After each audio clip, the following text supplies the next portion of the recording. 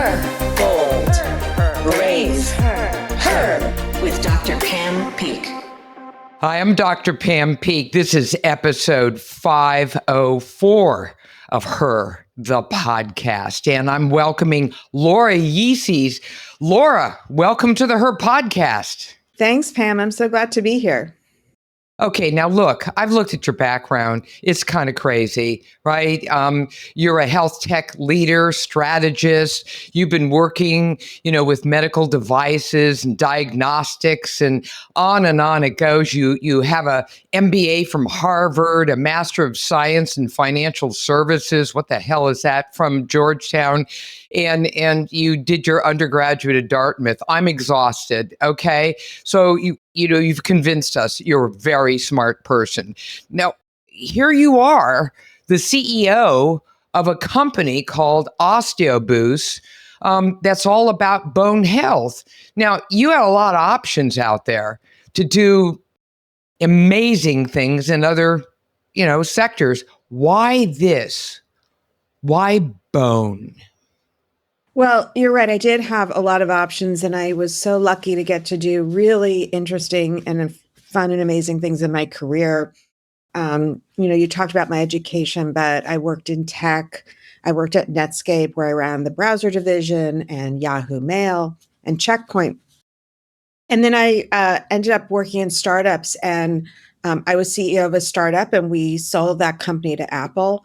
That company, Catch, became the foundation of the Apple Watch team. And so after that, I had an opportunity to really reevaluate what did I want to work on. And I grew up in a family of doctors. I was sort of the black sheep non-doctor of the family. But you play one on TV. But I was always around it. My parents would literally talk shop at dinner. And my dad was medical director of a nursing home. And I worked there during a couple of my summers. And so I think deep down, I always wanted to also have an impact on people's health. Technology is so exciting and it's a high, but I also had this really interest in helping people live better and do better. And when I was working in technology, it was oftentimes on productivity tools. So it was something that would have an impact on people's day-to-day life, but not their health. And then about 10 years ago, I saw this convergence of healthcare and technology.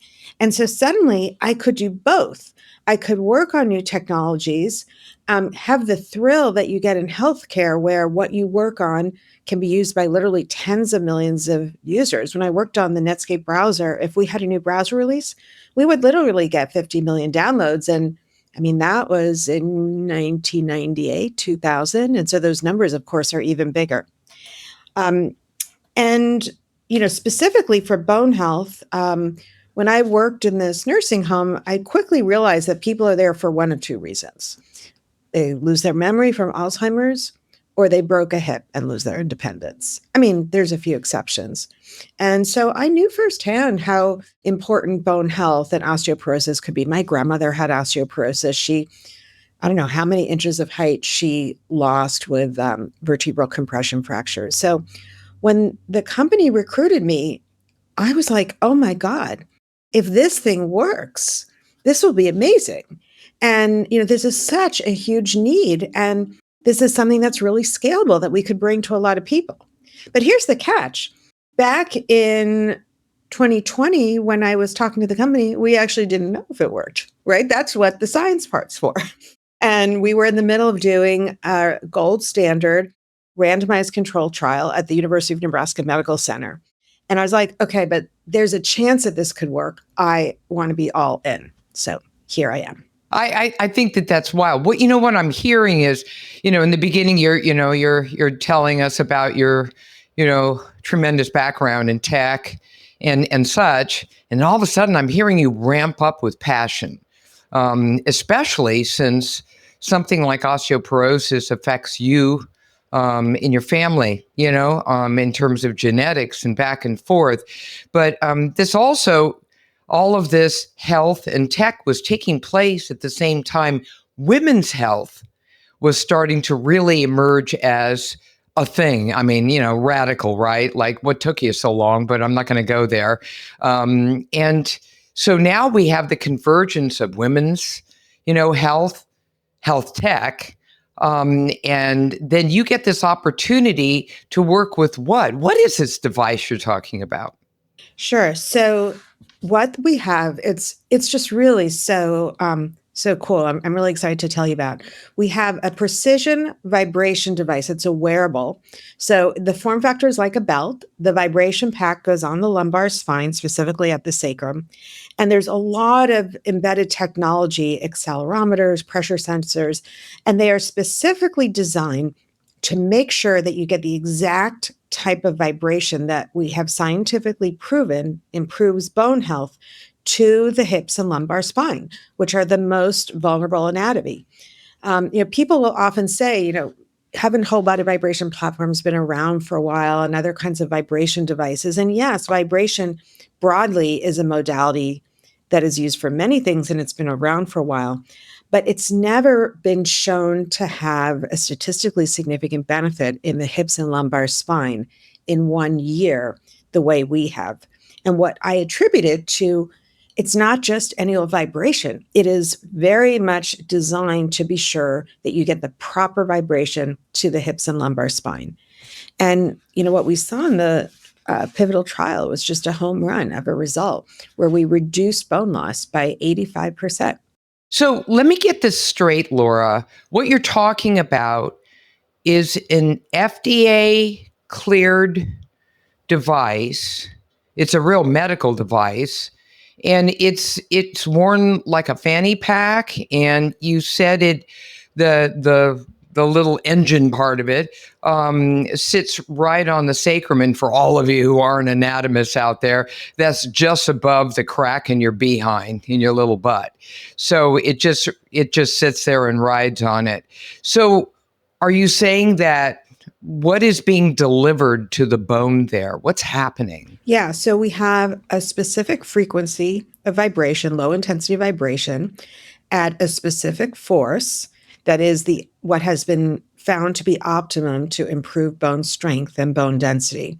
And it's basically, there's firm pressure being applied by the belt. So the vibration is going sort of through your pelvis, through your lumbar spine. You feel it. It actually feels quite nice. Most patients say it feels kind of like a massage, but certainly it feels pleasant. It's pretty quiet. So you could be on the phone, or what our patients told us in the trial is that most of them would do it while they were doing other activities. So walking the dog, exercising with friends, chopping vegetables in the kitchen.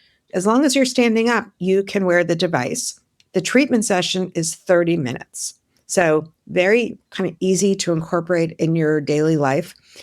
In the pivotal trial, we saw those outstanding results, 85% reduction in bone loss for those who used it 3 times a week or more. But what we also saw is that patients who used it 4 times a week, 5 times a week, 6 times a week had even better results.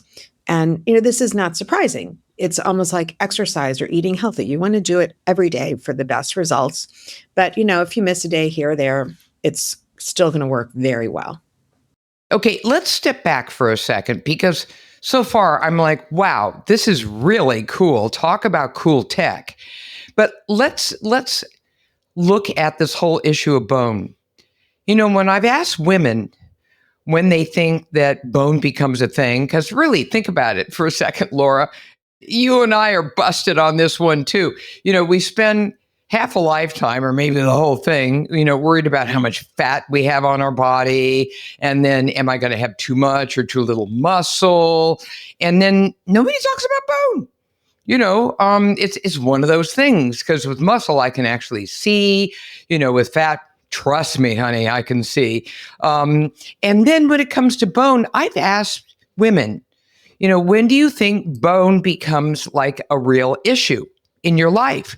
And their answer is, 65 years old, 60 or 65, that's for older women. Really? And do you think that's when bone starts to deteriorate, like your bone mineral density bone peaks right around the age of 28. And then starting somewhere between 30, 35, you start actually dropping some bone mineral density.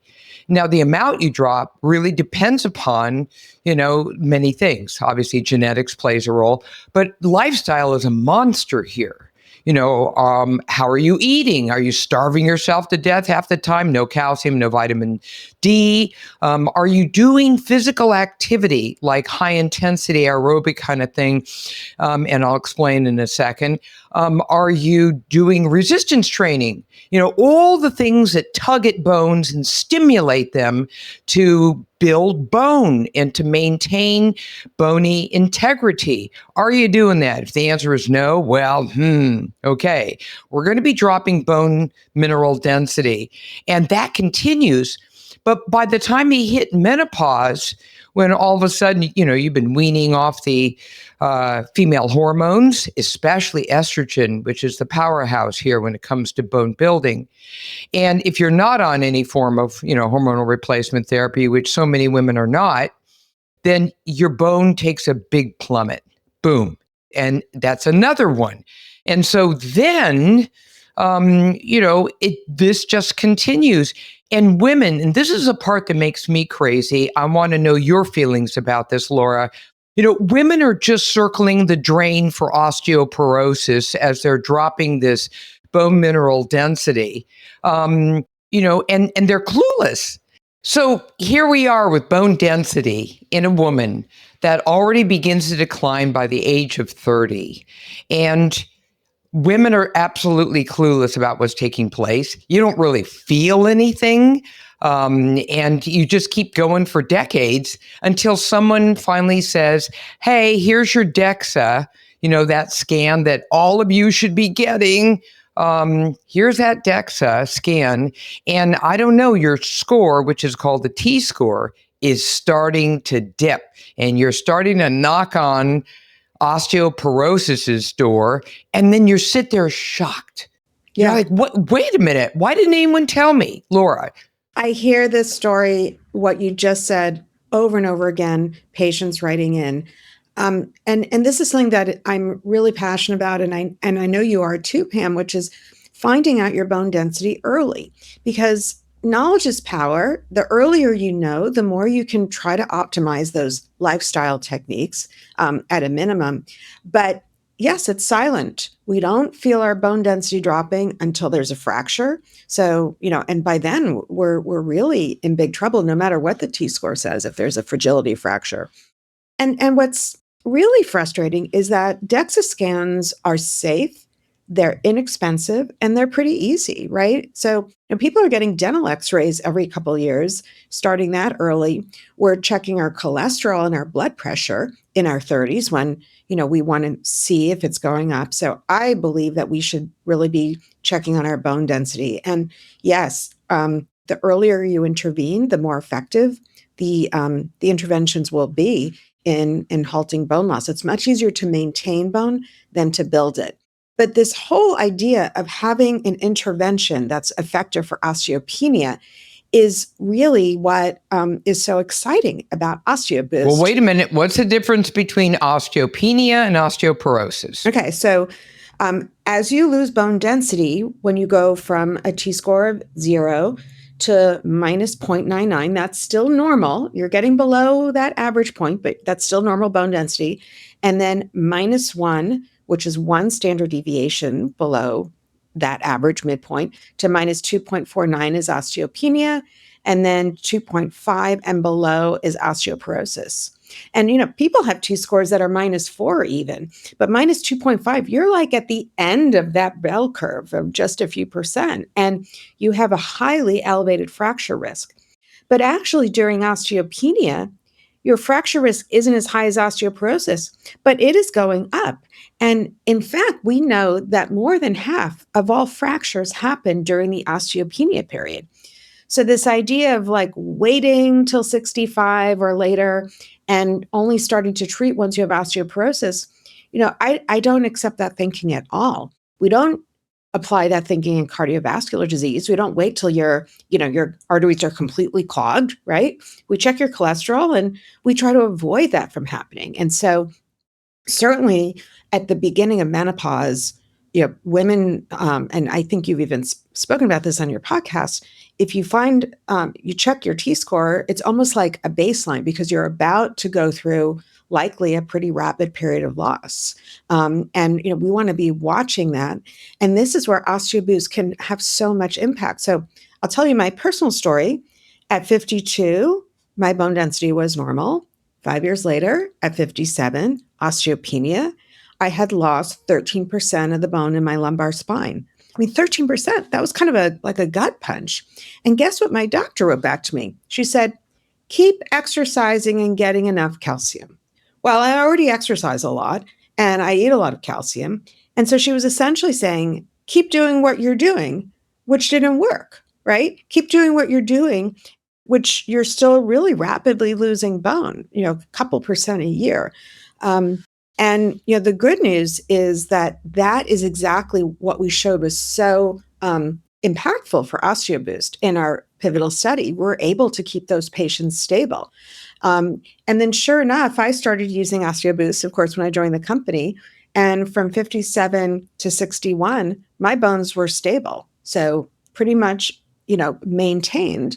And I hope to still maintain. Maybe I can up my strength training. I'm really very conscious of this whole topic. But being able to intervene early with more than get enough calcium, exercise, because we know most women need more during that period. I think that this is such a great story, and you, as the chief executive officer of the company, are living the experience. That's why I think this is absolutely wild. When we come back, I really want to look at how we integrate this new device, the Osteoboost device, into medical practice and find out, why it is that we haven't had any other innovation in bone. We know about drugs, and so I want you to cover all of this in just a minute. The Her podcast is sponsored by Solaray Vitamins, Minerals, and Herbs, all rooted in nature. In addition to women's multivitamins, Solaray, Solaray, is presenting the new Her Life Stages products, providing support for the menstrual years, including PMS, perimenopause, menopause, and postmenopause, and even libido. This integrative, holistic approach has a woman's back throughout her entire life journey. To learn more about Her Life Stages, you've got options. You can run on over to your local health food store or check it out at Whole Foods, Sprouts, Amazon, or scroll over to solaray.com and use promo code HER20 for 20% off your purchase. Women, Solaray's got your back. All right, we're back. Now, this is what I want to know. After you've had your tea, maybe it's coffee by now. It's coffee. All right, it's coffee, trust me. All right, so look, Laura, have women had no options when they had low bone density osteopenia, but not osteoporosis yet? Nothing else, drugs, anything? Well, we have, about 8 drugs for osteoporosis. And, there's the class of drugs, bisphosphonates, there's more powerful anabolic drugs. The drugs are not that well adopted. They do have a number of serious adverse effects. Nonetheless, they have been shown, to reduce fracture rate, but they were primarily studied in patients with osteoporosis, and in fact, oftentimes more advanced osteoporosis. And so there was not a focus by drug makers on osteopenia. And I think there's a number of reasons for that related to what you would have to show in clinical trial design. And also, it's very difficult to get bone drugs approved and anything for osteoporosis approved. In fact, it's so difficult that there's hardly any startups doing it. There's no other startups that I know of with medical devices for osteoporosis going through this rigorous FDA process. And in fact, that was one of the first big decisions I made when I joined the company, which is, Do we want to go with just kind of more of an over-the-counter consumer product, or do we want to subject ourselves to this rigorous and pretty difficult and expensive for startup FDA process? And we felt that for patients to commit to using a device, they have to know it works. And frankly, for me to spend my life working on this, all of my time and energy, take money from investors to put towards this, we really wanted to be confident that it worked. And so we did go through this process. We were fortunate. We got an NIH grant to help fund the study. It funded about half of the pivotal study. And the study results were excellent. I shared that a moment ago. And then there was the gauntlet of the FDA, and that we applied for a Class 2 medical device.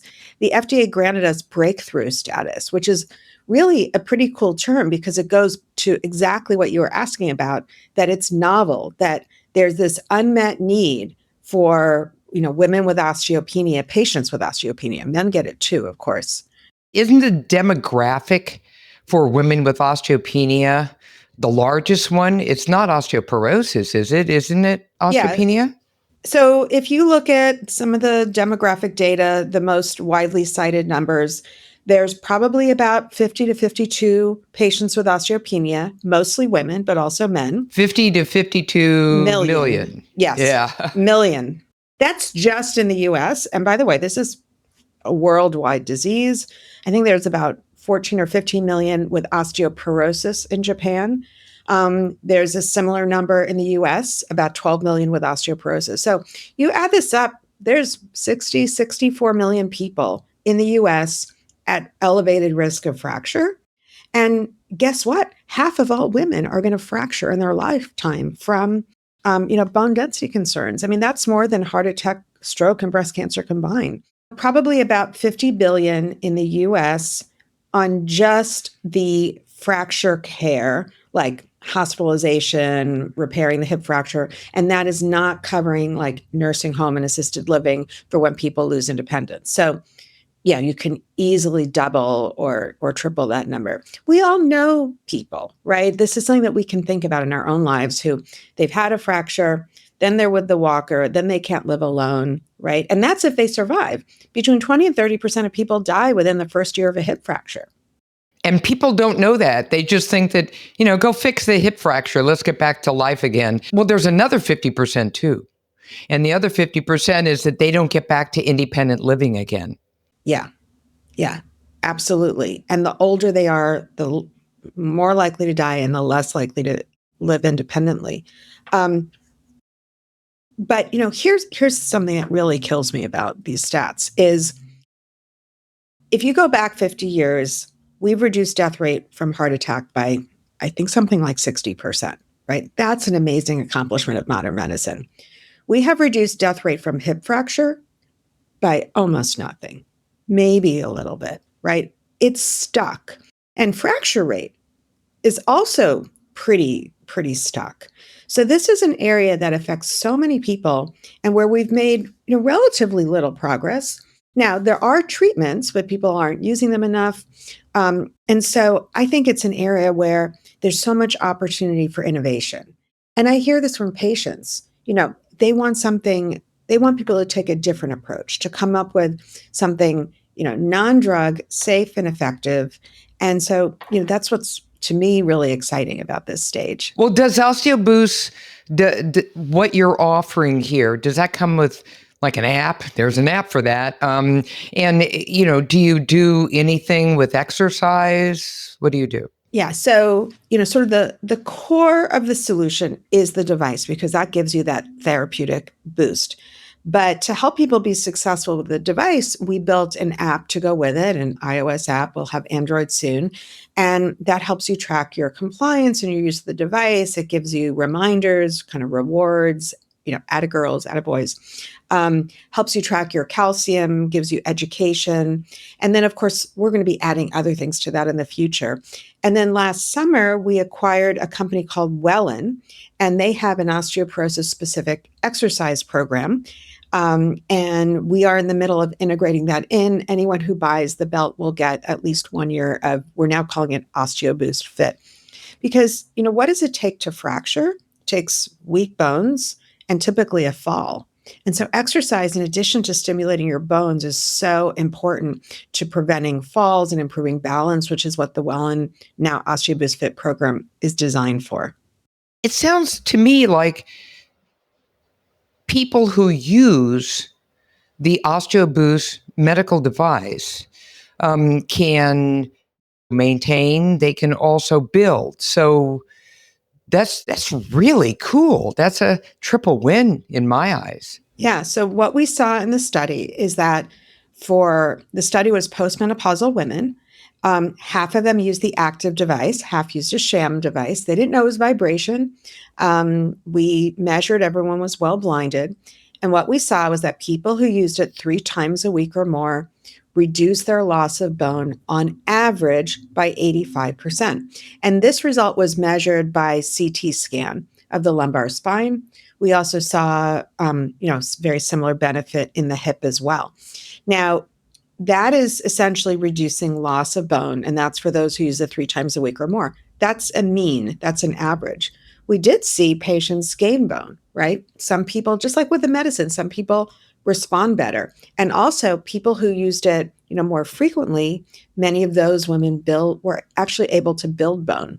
And these were women in the study who were not doing typically high impact exercise. We were giving them calcium, both the sham and the active group got calcium.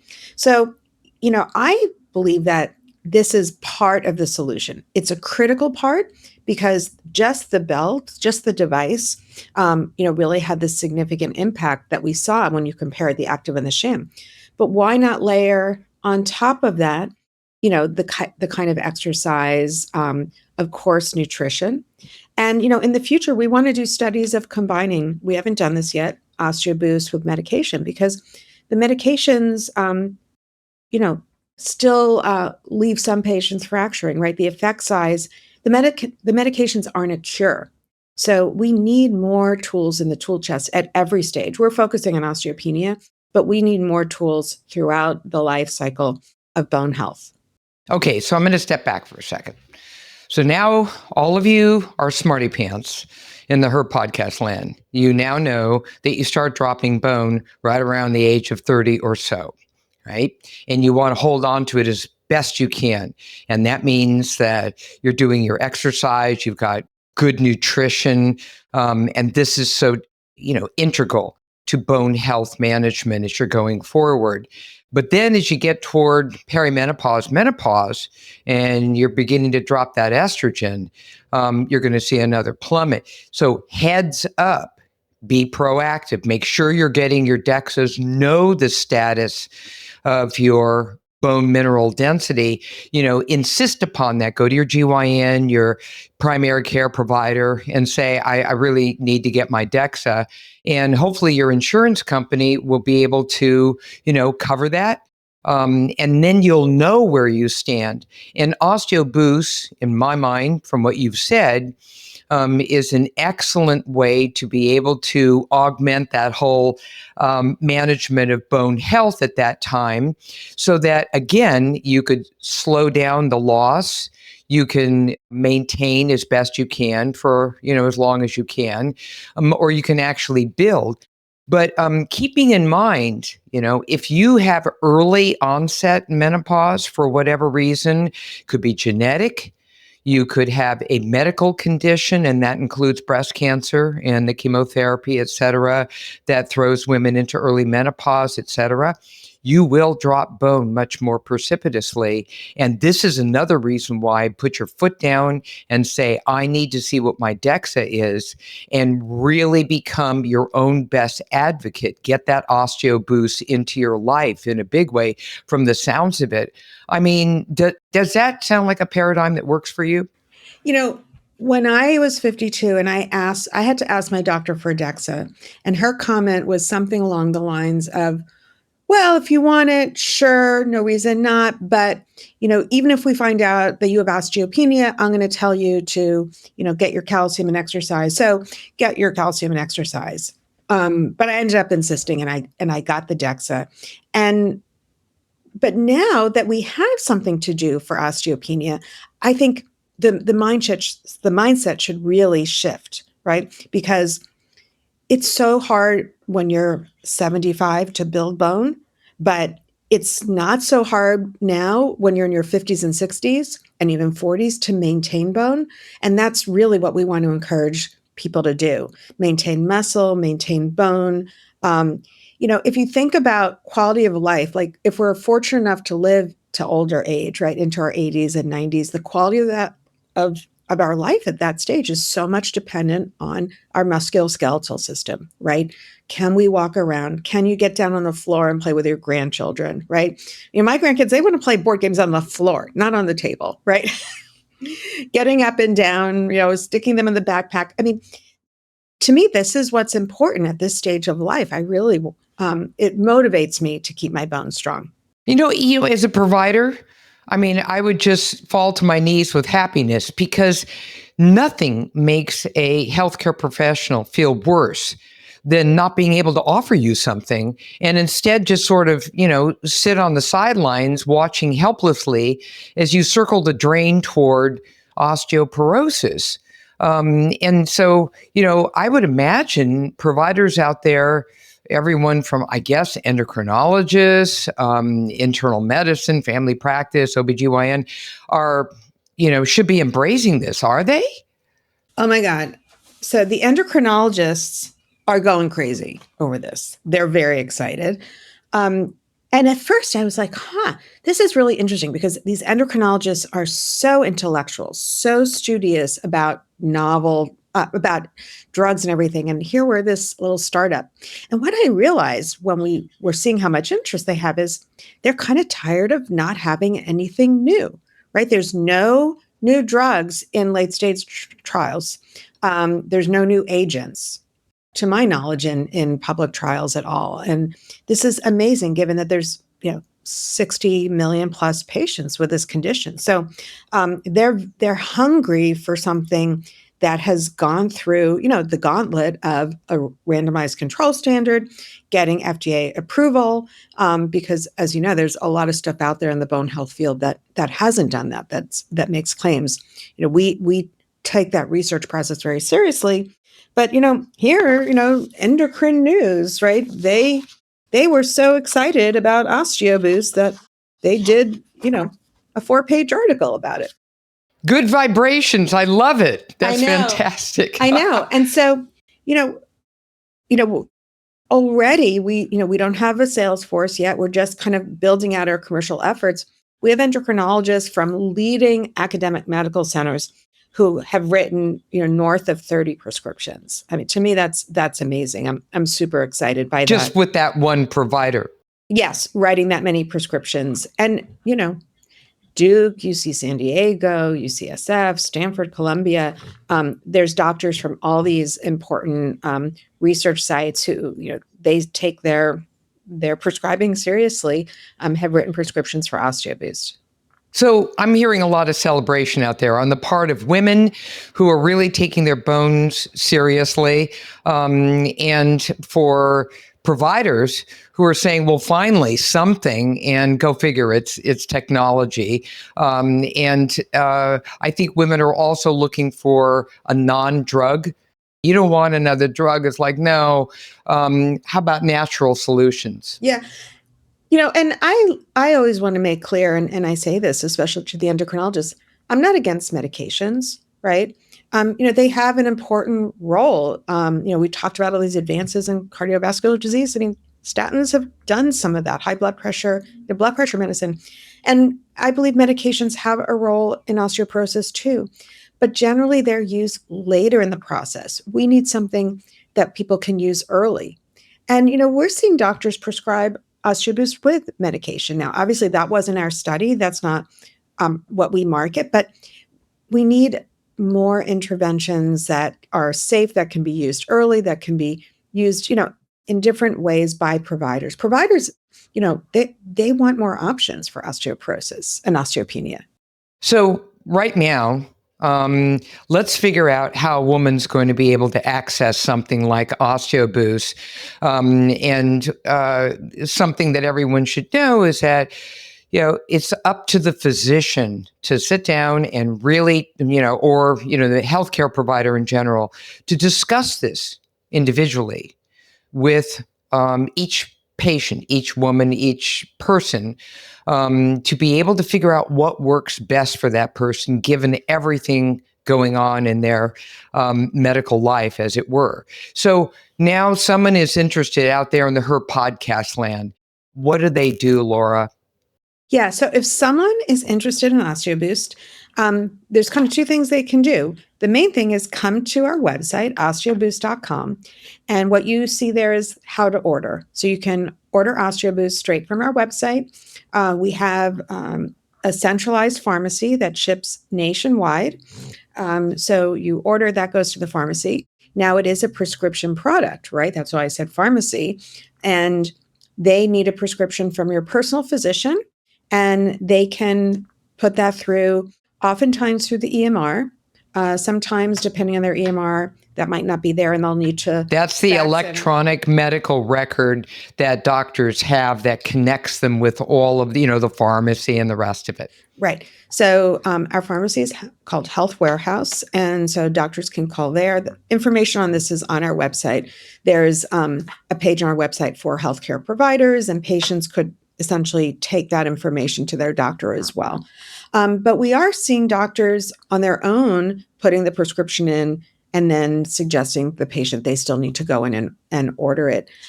We will also have online, essentially telehealth prescribing available. We are very supportive of patients discussing this with their personal physician, because that way they can get management of their bone health over time.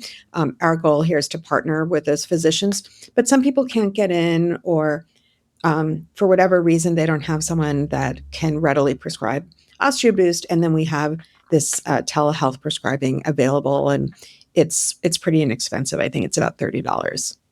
And that's on the website. That's on the website, linked on the website. Excellent. That's fantastic. So what I see here is, it's kind of mind-blowing. Here, just when I threw up my hands and, almost gave up on any kind of innovation in the bone space, and we always think about drugs, because the drugs, have been developed for osteoporosis. But what about all of us with osteopenia, and, we're dropping some bone mineral density? What was there for us? Because that's actually when most of the fractures are taking place, because it's such a huge population.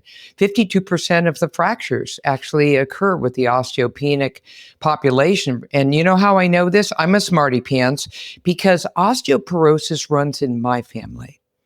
And I take it very seriously.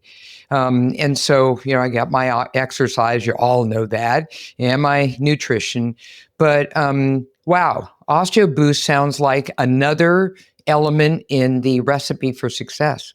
Yeah. And one thing I think is also really cool about Osteoboost is the way it works. It is mimicking the natural mechanism of action to improve your bones, right? So we know that impact exercise, really strength training exercise, it tugs on the bones, it provides mechanical forces, mechanical stimulation to the bones that signals to the bone cells to, activate and improve their remodeling and increase their density. So vibration is essentially mechanical force applied to the bones. And so, while the drugs are very effective, they're kind of altering the mechanism to try to optimize it for a greater density, like slowing down bone resorption. It's in the bisphosphonates. I love that we're able to harness the body's own natural mechanism. And, and therefore, I think the likelihood is that the bone quality is going to be very good. We saw that in the CT scan, right? These really positive effects of vibration on the bone. So yeah, it's exciting at many levels. Everyone out there, when you're walking, and I love stomping, just, get on out there, because a lot of people can't do the jumpy up and down stuff, especially as you age. We got those owies. You're actually vibrating. All the work I've done with the American College of Sports Medicine, with physical activity, we've known this forever. You vibrate, you pull on the bones when you do your resistance training, stimulating them to continue to build bone. This is so integral. So here's my word. You know what my word is by now. Non-negotiable. You do some form of physical activity, and apparently Osteoboost has a fantastic exercise program as well. So they can learn about the exercise program from the website, Laura? Yes. Yeah, absolutely. And they'll get, if they order Osteoboost, they get essentially a link to sign up for the exercise program as well. So the website is Osteoboost, one word, OSTEOBOOST.com. And on there, you'll lots of information on the product, of course, the science. There's a webinar on the science of vibration. So lots of information, both for patients and for doctors. If someone really wants to go crazy, they can read the results from the trial. They can hear about our FDA de novo approval. Lots of stuff there. So. Okay, I just want to order it. Let's just cut through it, get to the bottom line here. I'm racing over to the website. So everyone out there, that's Osteoboost, OSTEOBOOST.com. Learn more about it there. Have a conversation with your healthcare provider. Look at your DEXA, and if you don't have one, get one. Very, very important. It's now time for bones to hit center stage at long last. Laura, I can't thank you enough for, really giving hope to so many women out there, and for all your work at Osteoboost as their chief executive officer, and really pushing this forward and, kind of leading the charge with your wonderful team to be able to make all of this happen for women who are now worried about their bones, as well they should be, and are now going to pay attention, be more mindful about that. So, Laura, thank you so much for being on the Her podcast. Thank you, Pam. So excited to share what we're doing with you. Hope everyone stays strong. We're going to stay strong. And oh my goodness, Laura, just thanks. And I also want to once again thank my sponsor, Solaray Vitamins, Minerals, and Herbs, rooted in nature, and the new Her Life Stages products. Scope it out at solaray.com. And hey, now take a moment to leave us a review because we love to hear from you. So this has been a production of Podcast Health.